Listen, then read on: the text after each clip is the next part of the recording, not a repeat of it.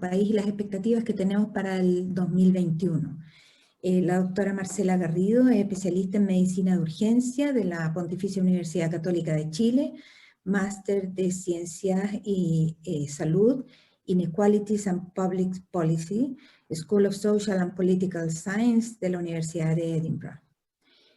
Antes de comenzar, les recordamos que pueden hacer sus preguntas al chat, contestaremos al finalizar del módulo en la mesa redonda aproximadamente a las 11:20 hora de Chile. Por último, escucharán un sonido cuando resten 5 minutos de la presentación. Doctora Garrido, muy bienvenida a nuestras jornadas. Isabel, buenos días a todas y a todos. Muchas gracias por la invitación. Les voy a compartir mi pantalla. A ver si es que tengo acá.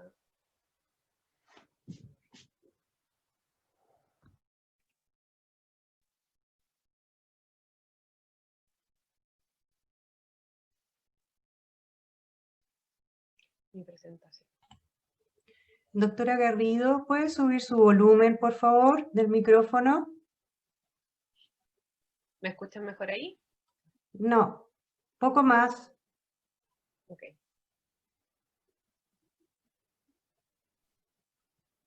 ¿Ahí? Sí, mejor. Ok. Bueno, les voy a hablar sobre la situación epidemiológica del SARS-CoV-2 en Chile y algo sobre las expectativas del 2021. De nuevo, muchas gracias por la invitación. Creo que como enfermeras vinculadas y enfermeros vinculados a la educación y a la salud escolar tienen una tremenda oportunidad. En este momento son demasiado importantes en la planificación del retorno y en el control de la epidemia desde el punto de vista de los colegios. Y bueno, y de aquí en adelante muchas otras cosas que pueden hacer también.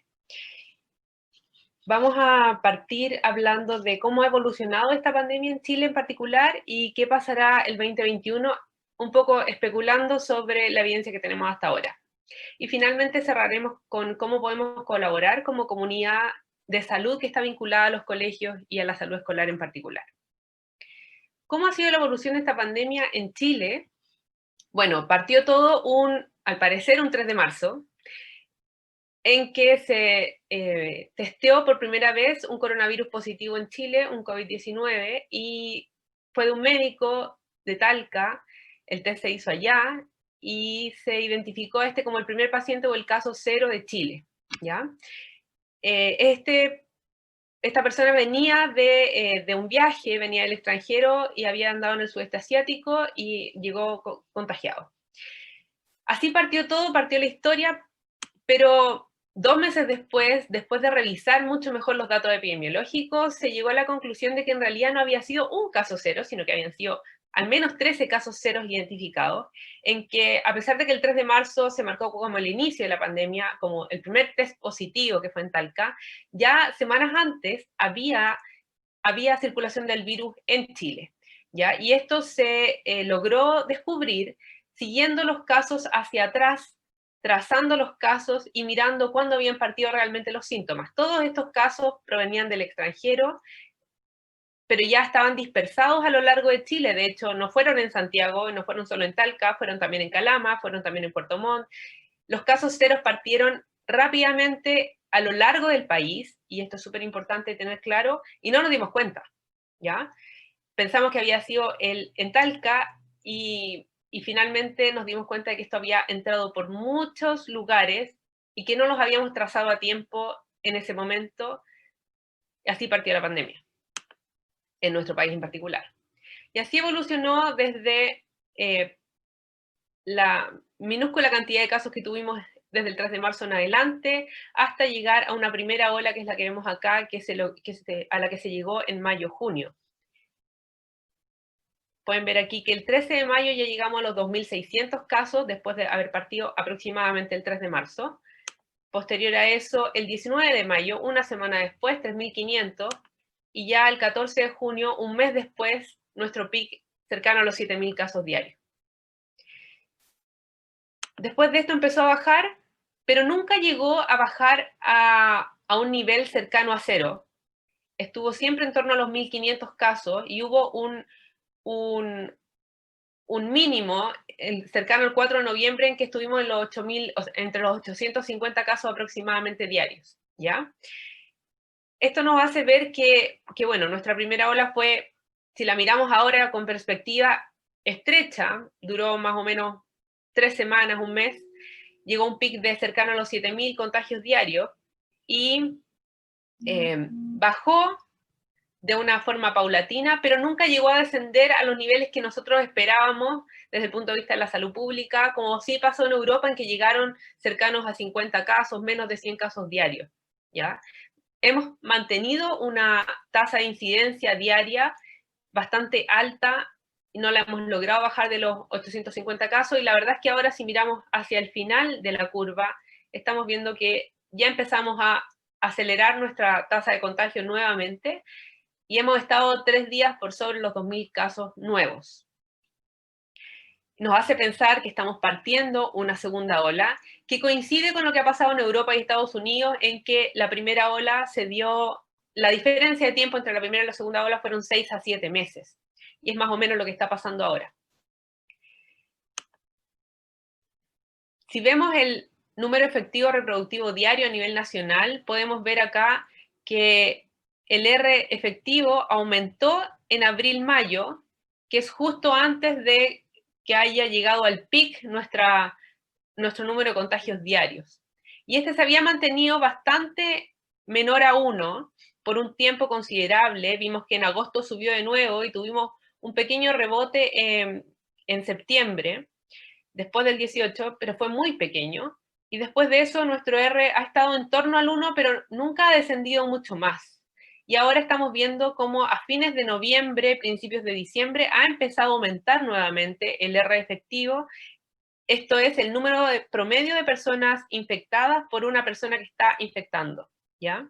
Entonces, predecimos, dado que está aumentando el R efectivo, que van a empezar a aumentar los contagios, se va a empezar a aumentar el número de casos nuevos diarios y todas las otras consecuencias que esto tiene, como ocupación de camas UCI y mortalidad, o número de muertes. Esto a nivel nacional. Podemos ver aquí en un pequeño video del Centro de Simulación Matemático, Modelamiento Matemático de la Universidad de Chile, cómo ha cambiado el R efectivo. Podemos ver ahí que está en abril, todavía no llegamos al pic. Vamos a ver que se va a empezar a poner de color rojo las regiones que son en las que más hubieron contagios al principio de la pandemia, nuestra primera ola. Y ahora, y que se fue trasladando hacia el sur del país a mediados de junio. Al final de este video vamos a poder ver que los colores, ya en septiembre no pasó nada, tuvimos un R bastante cercano a 1, menor a 1, y ya al final de noviembre empezamos a aumentar nuevamente el R efectivo, y se empezaron a poner más naranjas las distintas regiones. Estamos con un R de más o menos 1.14, mayor a 1, lo que nos habla que la velocidad del contagio ha comenzado a aumentar. Y por lo tanto han empezado a aumentar la cantidad de casos nuevos de COVID-19 durante estos últimos días. Y ya hemos visto que han aumentado en las últimas 2 semanas incluso. Habíamos llegado a este número cercano a 850 y de eso hemos pasado a los 2.000. En realidad ha aumentado bastante el número de contagios. Esto no ha sido igual ni sincrónico ni en la misma magnitud en todas las regiones del país. Ha ocurrido que la primera ola fue más precoz en Magallanes, que es la línea verde que ven acá. Hubo una primera ola que salió en las noticias, de la cual estuvimos muy informados, que fue a finales de marzo, principios de abril, que fue antes que la de la región metropolitana, por ejemplo, y antes que la nacional, que fue en junio. Y posterior a esta hubo una segunda ola en Magallanes, que como pueden ver acá, fue mucho más grande en magnitud, mucho mayor cantidad de casos confirmados y también más ancha, o sea, por mucho más tiempo que la anterior. La anterior había sido durante abril, llegó a una tasa de 16 por 100.000 habitantes aproximadamente y duró más o menos 3 semanas. Mientras que la segunda fue en septiembre-octubre, pero la tasa llegó hasta 120 habitantes y duró el doble del tiempo. O sea, fue casi 8 veces más grande en magnitud y el doble en tiempo. Es similar a lo que ha pasado en Europa y en Estados Unidos, en que la segunda ola ha sido mucho mayor en cuanto a cantidad de contagios y también mucho más prolongada. Podemos predecir que en la región metropolitana y en el país también va a pasar algo similar, ¿ya? Y acá podemos ver con un poco más de detalle cómo se vio la primera ola en abril y la segunda ola en septiembre-octubre en la región de Magallanes. Y vemos cómo el R efectivo en la misma región no se relaciona tanto con los números que vemos de casos nuevos, como la correlación que vemos a nivel nacional, y esto es porque el R efectivo no es tan fácil de interpretar, ni tampoco tan real cuando tenemos una población que es más chica, y por eso es preferible usar estos indicadores cuando la cantidad de gente que estamos evaluando es mayor, y no a nivel comunal, e incluso en algunas regiones a nivel comunal no nos va a ser tan útil. Aquí podemos ver que en Araucanía hubo, que es otro ejemplo de lo que ha pasado, de las diferencias que han pasado en las distintas regiones del país. En Araucanía, en abril, hubo una primera ola que fue con una tasa aproximada de 4 por 100.000 habitantes, y que duró aproximadamente 2 semanas, y es el color que es morado un poco más oscuro. Y una segunda ola que partió en noviembre, que en parte copó los hospitales y fue publicitado en algunos medios de comunicación. La tasa fue de 20 por 100.000 habitantes aproximadamente, ha durado 8 semanas, pero todavía no pasa. El porcentaje de ocupación de las camas de cuidados intensivos, que son el otro indicador que estamos utilizando para poder monitorear esta pandemia desde el punto de vista epidemiológico, nos ayuda a establecer la gravedad en parte de la situación, pero hoy en día, que no es lo mismo que pasó con la primera ola, las camas también están siendo ocupadas por personas que están enfermas de otras cosas, hay una ocupación mucho mayor con personas que están enfermas de patologías cardiovasculares, de cáncer, cirugías y algunas otras enfermedades también infecciosas, que las han llevado a este estado, y por lo tanto la cantidad de ocupación de estas camas UCI por pacientes COVID es menor. Pero tenemos un porcentaje de ocupación, por ejemplo en Araucanía, que es bastante alto, que llega al 80-90%, y hay algunas regiones que incluso tienen el 100% de sus camas críticas ocupadas, sin tener aún encima esta segunda ola. Lo que nos hace prender las alarmas y decir que estamos mejor preparados porque ya tenemos la experiencia de la primera ola, pero tenemos mayor ocupación de las mismas camas disponibles, aunque tenemos muchas más camas disponibles que en la primera ola.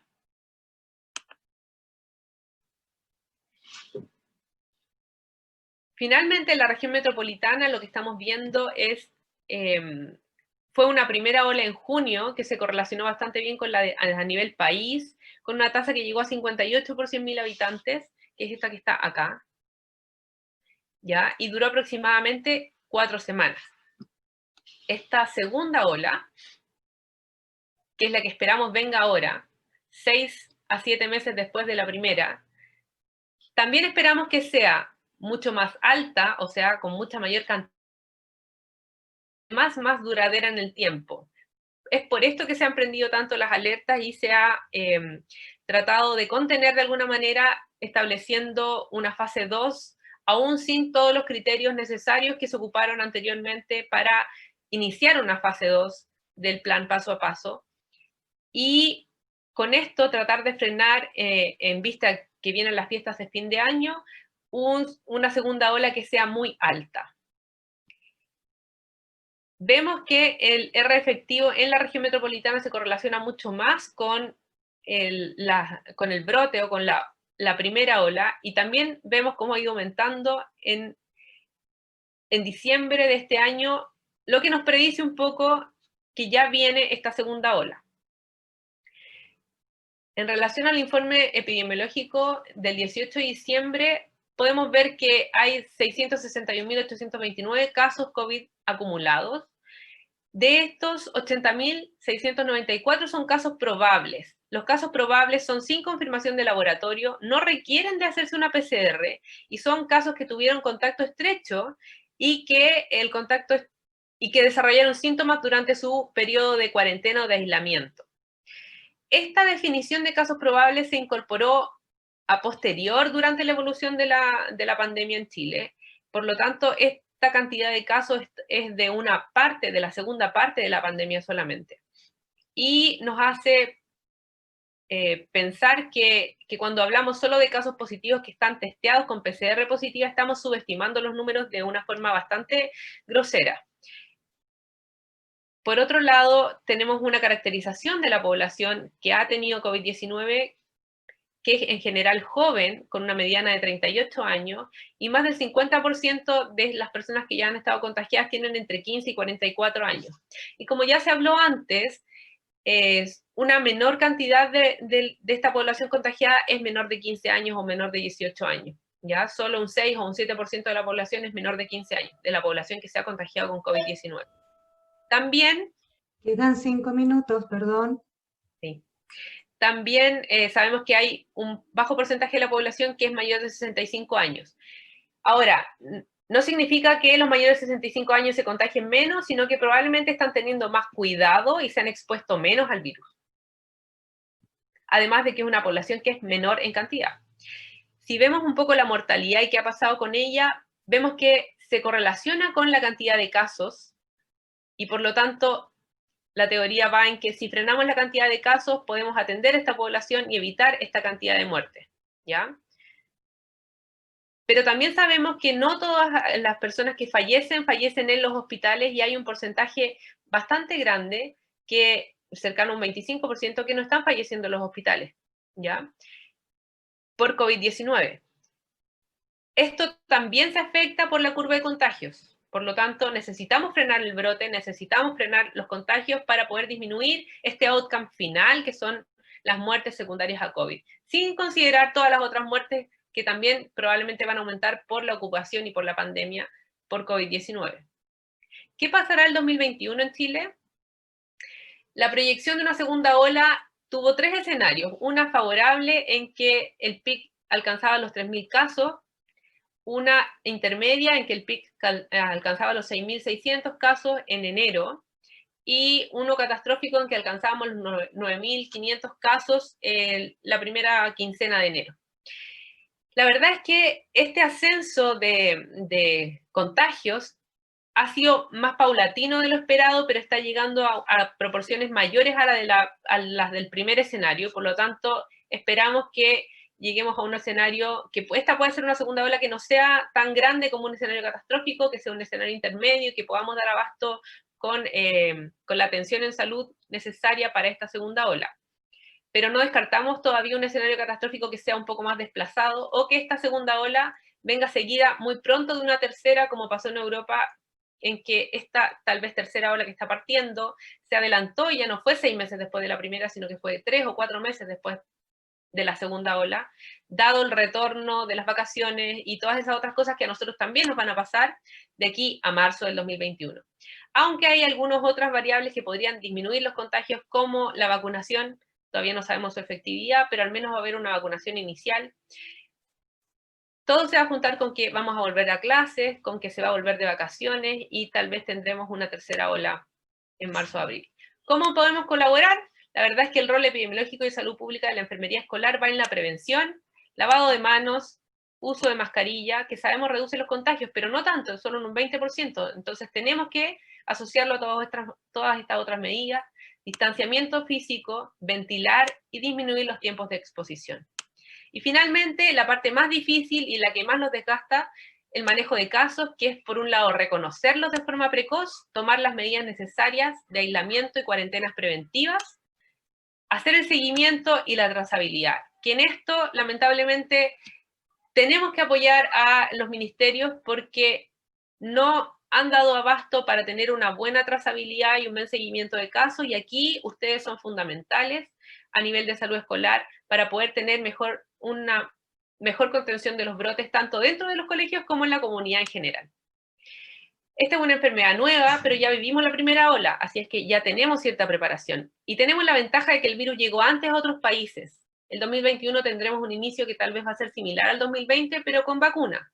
Y debemos continuar incentivando y educando para la prevención y apoyando sobre todo en el manejo de casos. Y para eso, todas y todos ustedes son muy importantes. Muchas gracias.